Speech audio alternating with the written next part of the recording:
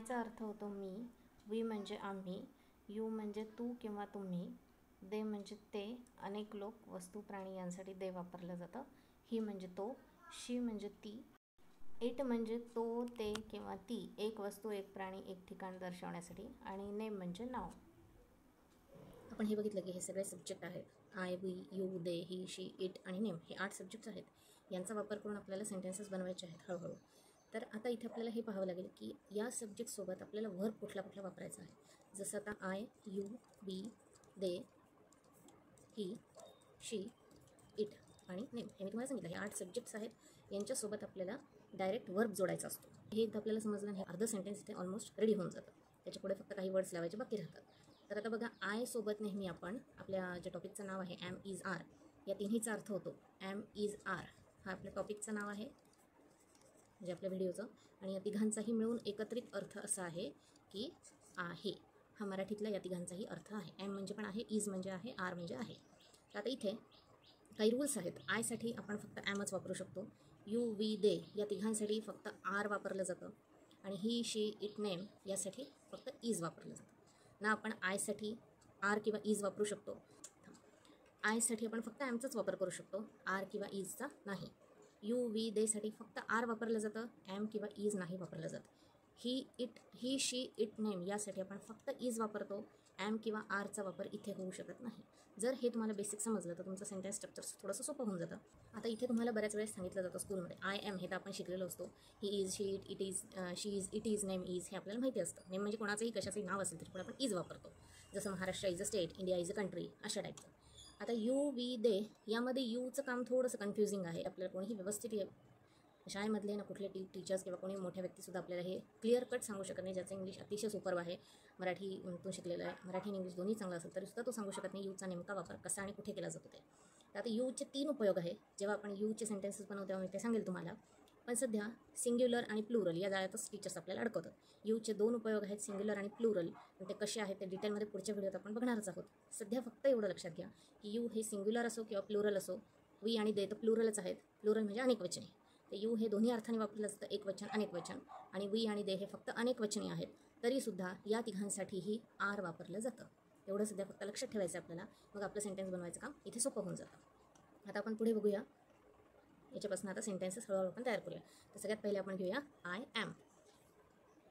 तर आता इथे मी लिहिते आय सोबत आपण नेहमी ॲम वापरतो, मग ते ॲम लगेच वापरायचं.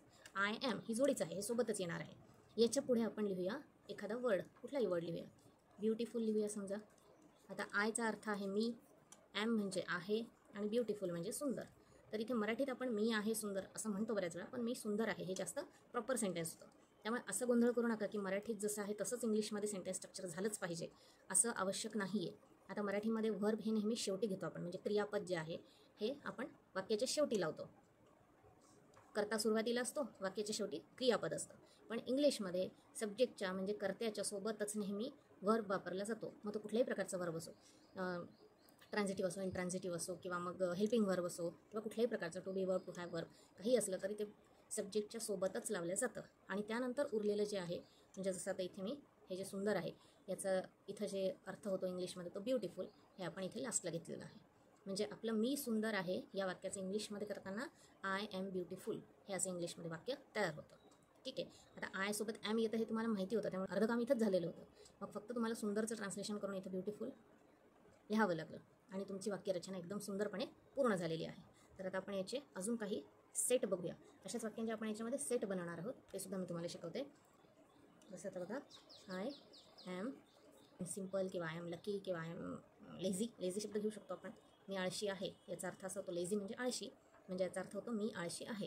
प्रत्येकजण थोडा थोडा आळशी असतोच, त्यामुळे आपण इथे अर्थ याचा होतो मी आळशी. जसं मी तुम्हाला सांगितलं तशी आपण वाक्यरचना करतोय. आधी आय एम, त्यानंतर त्याच्यासोबत आळशीचा इंग्लिशमध्ये काय शब्द आहे तो लिहायचा. आय एम लेझी, त्याचं मराठीत काय होतं, मी आळशी आहे. म्हणजे मराठीत जर तुम्ही आधी केलं तरी सुद्धा चालेल. मी आळशी आहे याचं ट्रान्सलेशन कसं करणार तुम्ही, मी आहे, आय एम आणि मग लेझी. ठीक आहे. ही छोटी छोटी वाक्यरचना समजली की अजून सोपं जाईल. आता यालाच आपण निगेटिव्ह सेंटेन्स बनवूया. निगेटिव्ह म्हणजे नकारात्मक. मी आळशी नाही. कोणी जर तुम्हाला म्हटलं की तू आळशी आहे तर तुम्ही लगेच म्हणाल मी आळशी नाही आहे. मग इंग्लिशमध्ये त्याला कसं बनवणार आपण, आय आयसोबत ॲम हे आलंच पाहिजे. त्यानंतर आपल्याला निगेटिव्ह सेंटेन्स नाही, निगेटिव्ह शब्द नाहीचं इंग्लिशमध्ये काय म्हणतात, नाहीला म्हणतात नॉट. मग नॉट लिहायचं आहे. आणि आता लिहायचं आहे lazy. I am not lazy. एकदम सिंपल वाक्यरचना तयार झालेली आहे इथे. मी आळशी नाही, याला इंग्लिशमध्ये म्हणणार आय ॲम नॉट लेझी. ठीक आहे. तर आता इथे आपले हे 2 सेंटेन्सेस तयार झालेले आहेत. आपण आता 2 सेंटेन्स इथे बनवलेले आहेत. आता आपण तिसरं सेंटेन्स बनवणार आहोत. तर ते प्रश्नार्थक आणि नकारार्थी प्रश्न. म्हणजे जसं मी आळशी आहे का, तर आय ॲम लेझी. आपण प्रश्न काय आपण वाक्य काय बनवलेलं आहे, आय ॲम लेझी. हवं तर मी इथे पुन्हा एकदा लिहिते तुमच्यासाठी.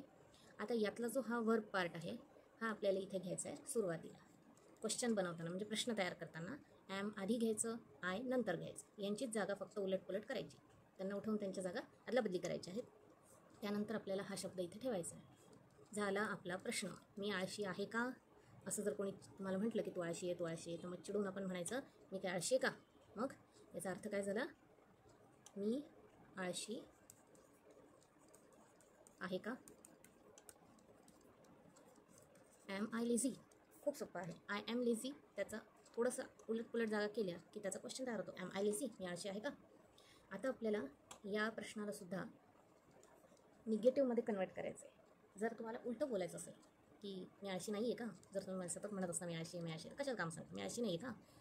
मग आता आपण जसं not, I am not lazy घातलं होतं की नाही, नॉट घातलं होतं मध्ये, तसंच ॲम आय ही जोडी तशीच ठेवून त्याच्यापुढे नॉट लावायचं आणि त्यानंतर लिहायचं lazy. Am I not lazy म्हणजे मी आळशी नाही आहे का. हे झालं उलटं बोलणं.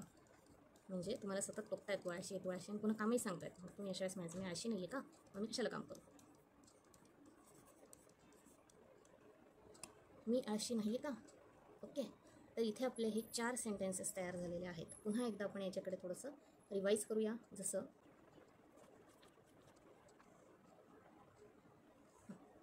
तर आता बघा इथे मी 4ही सेंटेन्स एकसाथ लिहिते. आय ॲम लेझी म्हणजे मी आळशी आहे. आय ॲम नॉट लेझी, मी आळशी नाही. क्वेश्चन तयार करूया. ॲम आय लेझी, मी आळशी आहे का. आणि negative question, am I not lazy, मी आळशी नाही आहे का. अशा प्रकारे आपले हे 4 सेंटेन्सेस तयार झाले आहेत. आपण एकाच दिवशी एकाच वेळी 5 मिनिटात 4 सेंटेन्सेस बनवलेले आहेत. म्हणजे इतकी आपली प्रगती झाली आहे. त्यानंतर आता या 4 सेंटेन्स जे बनलेले आहेत याला आपण म्हणतो सेट. हा झाला 4 सेंटेन्सेसचा एक सेट. आता असेच सेट आपल्याला वाक्यांचे बनवायचे आहेत. आता सेट बनवताना फक्त तुम्हाला हा जो शब्द आहे लेझी, इथं जो शब्द दिसत आहे हा तुम्हाला स्किप करायचा. हा प्रत्येक वाक्यातून वगळून टाकायचा आणि लेझीच्या जागी तुम्हाला वापरायचा आहे शब्द सिम्पल. सिम्पल म्हणजे मी साधा आहे किंवा साधी आहे. मुलगी बोलत असेल तर ती मी साधी आहे म्हणेल. मुलगा बोलत असेल तर तो म्हणेल मी साधा आहे. डिपेंड्स. कारण आय म्हणजे मी, मग तो बोलणारा मुलगा आहे का मुलगी आहे आपल्याला कसं कळणार. जो बोलतोय त्याच्या जेंडरवर ते डिपेंड राहील की मराठी वाक्याचं ट्रान्सलेशन ते कसं होईल. ते इंग्लिशमध्ये काही फरक पडत नाही. इंग्लिशमध्ये सिम्पल, मुलगी असेल तरी सिम्पलच म्हणेल, मुलगा असेल तरी सिम्पलच म्हणेल. पण मराठीमध्ये थोडासा फरक पडतो. मुलगा असेल तर तो म्हणेल मी साधा आहे, मुलगी असेल तर म्हणेल मी साधी आहे. आता इथे सेंटेन्सेस कसे तयार होतील बघूया आपण. जसं आय ॲम लेझीच्या जागी आपण लेझीच्या जागी सिम्पल वापरणार आहोत. आय ॲम सिम्पल, मी साधा आहे. आय ॲम नॉट सिम्पल, मी साधा नाही. ॲम आय सिम्पल, मी साधा आहे का. ॲम आय नॉट सिम्पल, मी साधा नाही आहे का. अशा प्रकारची आपली ही वाक्यरचना होईल. तर एक वाक्य इंग्लिशमध्ये लिहायचं, त्याचाच मराठीत अर्थ पुन्हा इंग्लिशमध्ये, पुन्हा अशा प्रकारे तुम्हाला हा सेट बनवायचा आहे वाक्यांचा. सिम्पलच्या ऐवजी आपण अजून काही शब्द घेऊ शकतो वेगवेगळे. जसं लकी हा शब्द घेतला तरी चालेल. लकी म्हणजे नशीबवान आहे. समजा सध्या तुम्हाला जमत नसेल, 2 शब्द घेऊन तुम्हाला वाक्यरचना जमत नसेल, तर शब्दांची इथं मी लिस्ट दिलेली आहे. लकी म्हणजे नशीबवान, सिम्पल म्हणजे साधा. अजूनही काही शब्द मी हवं तर सुचवते तुम्हाला, किंवा कमेंट्स बॉक्समध्ये तुम्ही काही शब्द सुचवा एकमेकांना, आणि अशा प्रकारे तुम्ही प्रॅक्टिस करू शकता.